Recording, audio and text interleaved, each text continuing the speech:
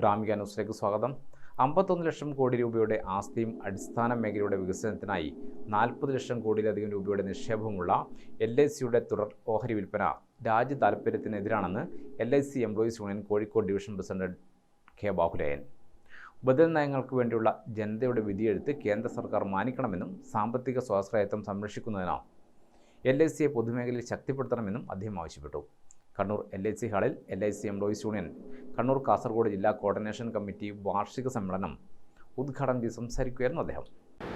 അവിടെയും ഇന്നത്തെ ഈ തെരഞ്ഞെടുപ്പിന് ശേഷം ഉയർത്തിരിക്കുന്ന സാഹചര്യങ്ങളെക്കുറിച്ചൊക്കെ കൃത്യമായ വിലയിരുത്തൽ നടത്തിക്കൊണ്ടാണ് നമ്മുടെ ഭാവി പരിപാടികളെക്കുറിച്ചുള്ള ആസൂത്രണം നടത്തുന്നത്.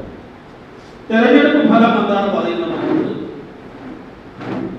തെരഞ്ഞെടുപ്പ് ഫലം പറയുന്നത് ഈ തെരഞ്ഞെടുപ്പിൽ ജനങ്ങൾ മാറ്റത്തിന് വേണ്ടി വോട്ട് ചെയ്തു എന്നുള്ളതാണ്. നരേന്ദ്രമോദിയുടെ നേതൃത്വത്തിൽ NDA ഗവൺമെന്റ് വീണ്ടും അധികാരത്തിലെത്തിയിട്ടുണ്ട്. അവര് ഭരണം തുടങ്ങിക്കഴിഞ്ഞു. പിന്നെ എന്ത് മാറ്റമാണ് എന്നൊക്കെ ആലോചിക്കാൻ ആ രീതിയിൽ ആലോചിക്കേണ്ടതുണ്ട്. പക്ഷേ ഒരു തൊഴിലാളി സംഘടന എന്ന രീതിയിൽ രാജ്യത്ത് ഇപ്പോൾ നടന്നിട്ടുള്ള തെരഞ്ഞെടുപ്പിനെ വിലയിരുത്തുമ്പോൾ നമ്മളെ സംബന്ധിച്ചിടത്തോളം ഈ രാജ്യത്ത് ഒരു മാറ്റത്തിന് വേണ്ടി തന്നെ ജനങ്ങൾ വോട്ട് ചെയ്തു എന്നുള്ളത് തന്നെയാണ് നമ്മൾ മനസ്സിലാക്കുന്നത്. ജനവിധി വളരെ വ്യക്തതയുള്ളതാണ്, ഒരു സംശയവുമില്ല.